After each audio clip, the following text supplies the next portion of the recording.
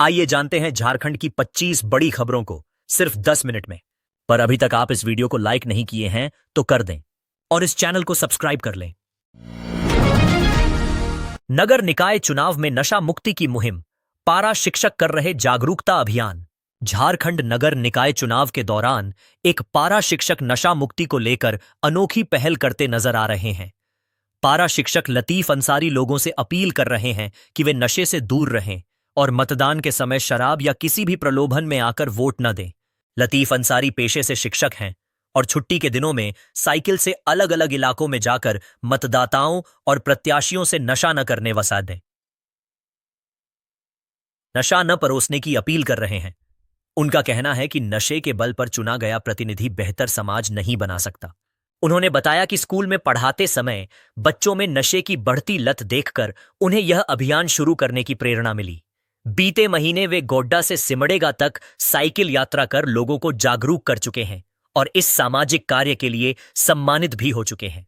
चुनावी माहौल में जहां प्रशासन नशे पर कार्रवाई कर रहा है, वहीं लतीफ अंसारी अपने अभियान से मतदाताओं को जिम्मेदार और स्वच्छ समाज के निर्माण का संदेश दे रहे हैं।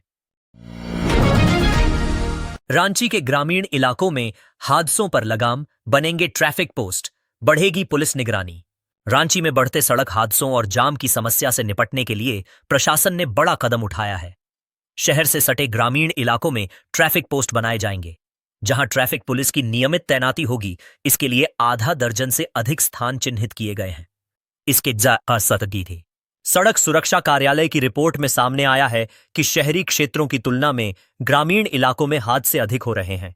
वर्ष 2025 में रांची में 791 सड़क हादसों में 527 लोगों की मौत हुई, जिनमें सबसे ज्यादा घटनाएं रिंग रोड और आसपास के ग्रामीण क्षेत्रों में दर्ज की गईं।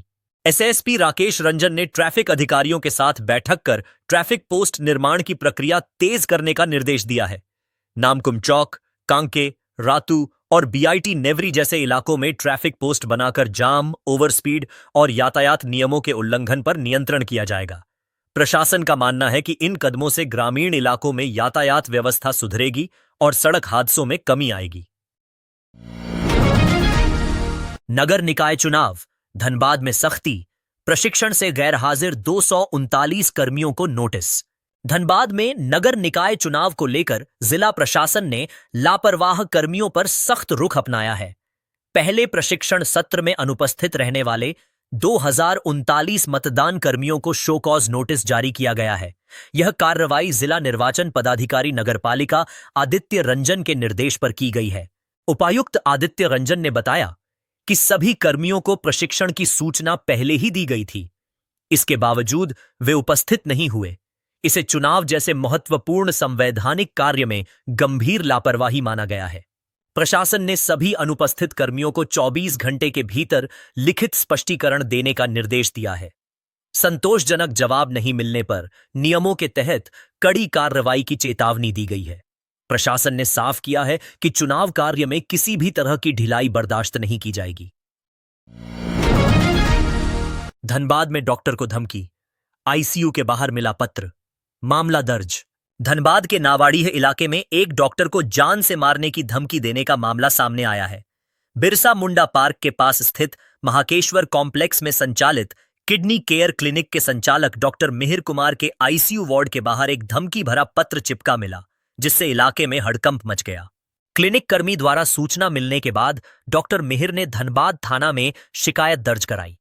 डॉक्टर ने आशंका जताई है कि यह धमकी रंगदारी के इरादे से दी गई है और उन्होंने सुरक्षा की मांग की है। पुलिस ने प्राथमिकी दर्ज कर मामले की जांच शुरू कर दी है। क्लिनिक और आसपास लगे सीसीटीवी कैमरों की फुटेज खंगाली जा रही है। सिटी एसपी ऋत्विक श्रीवास्तव ने बताया कि शिकायत के आधार पर पुलिस गंभीरता से जांच कर रही है। रांची पुलिस की तत्परता से 11 वर्षीय लापता बच्ची नेहा सुरक्षित मिली, परिजनों को सौंपा गया। रांची के डोरंडा थाना क्षेत्र से 4 दिनों से लापता 11 वर्षीय बच्ची नेहा को रांची पुलिस ने त्वरित कार्रवाई करते हुए सकुशल बरामद कर लिया है। बच्ची की सुरक्षित बरामदगी के बाद पुलिस ने उसे उसके परिजनों के हवाले कर दिया, जिससे परिवार ने राहत की सांस ली। पुलिस के अनुसार 4 फरवरी को दोपहर के समय नेहा बिना बताए घर से निकल गई थी।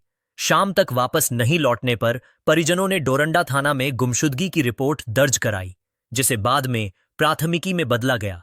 मामले की गंभीरता को देखते हुए पुलिस ने विशेष टीम का गठन कर खोज अभियान शुरू किया। तलाश के दौरान पुलिस को सूचना मिली कि बच्ची चुटिया थाना क्षेत्र के प्रेमाश्रय के पास देखी गई है। सूचना के सत्यापन के बाद पुलिस टीम ने मौके पर पहुंचकर नेहा को सुरक्षित बरामद किया। जांच में सामने आया कि बच्ची का अपहरण नहीं हुआ था, बल्कि वह घर से नाराज होकर स्वयं चली गई थी। बच्ची की तलाश में तेजी लाने के लिए रांची पुलिस ने 21,000 रुपए के इनाम की भी घोषणा की थी। सफल बरामदगी को पुलिस के लिए बड़ी उपलब्धि माना जा रहा है। अपनी ही सरकार पर हमलावर हुई अंबा प्रसाद, पुलिस की कार्यशैली पर उठाए सवाल। कांग्रेस की पूर्व विधायक अंबा प्रसाद ने अपनी ही सरकार की पुलिस पर गंभीर आरोप लगाए हैं। रांची स्थित आवास पर मीडिया से बातचीत में उन्होंने रामगढ़ पुलिस की कार्यप्रणाली पर नाराजगी जताई और कहा कि पुलिस जनता के हित के बजाय कॉरपोरेट के लिए काम कर रही है। अंबा प्रसाद ने कहा कि राज्य में औद्योगिक विकास जरूरी है, लेकिन वह जनता को साथ लेकर होना चाहिए। उन्होंने आरोप लगाया कि केरेडारी क्षेत्र में नियम कानून को नजरअंदाज कर काम किया जा रहा है और विरोध करने वाले आम लोगों पर लगातार फिर दर्ज कर उन्हें जेल भेजा जा रहा है। पूर्व विधायक ने यह भी कहा कि पुलिस गलत धाराओं में मामले दर्ज कर रही है और सरकारी काम में बाधा डालने की धारा का दुरुपयोग हो रहा है। उन्होंने सवाल उठाया कि जब काम आउटसोर्सिंग कंपनी कर रही है तो आम लोगों पर कार्रवाई क्यों की जा रही है। अंबा प्रसाद ने आरोप लगाया कि रामगढ़ समेत खनन क्षेत्रों में पुलिस अधिकारियों के खिलाफ शिकायतों के बावजूद कोई ठोस कार्रवाई नहीं हो रही है, जिससे जनता परेशान है। हजारीबाग में ड्रैगन फ्रूट खेती का नया अवसर, किसानों को हो सकता है लाखों का लाभ। हजारीबाग की मिट्टी और जलवायु ड्रैगन फ्रूट की खेती के लिए बेहद अनुकूल मानी जा रही है। गोरियाकर्मा स्थित भारतीय कृषि अनुसंधान केंद्र के कृषि वैज्ञानिक पंकज कुमार के अनुसार जिले में समय से पहले मानसून, पर्याप्त धूप और उपयुक्त मौसम इस फसल के लिए फायदेमंद है। ड्रैगन फ्रूट एक व्यावसायिक फसल है जिसकी बाजार में कीमत 100 से 150 रुपए प्रति फल तक मिलती है। इसकी खासियत यह है कि पौधे से ही नया पौधा तैयार हो जाता है और 2 साल में फल देना शुरू कर देता है। कृषि वैज्ञानिकों का दावा है कि यदि किसान 1 एकड़ में इसकी खेती करें तो 2 साल बाद हर साल 5 से 6 लाख रुपए तक की आमदनी संभव है। अनुसंधान केंद्र के साथ साथ कुछ लोग घर की छतों पर भी इसकी सफल खेती कर रहे हैं। आने वाले समय में यह फसल हजारीबाग के किसानों की आमदनी बढ़ाने में अहम भूमिका निभा सकती है।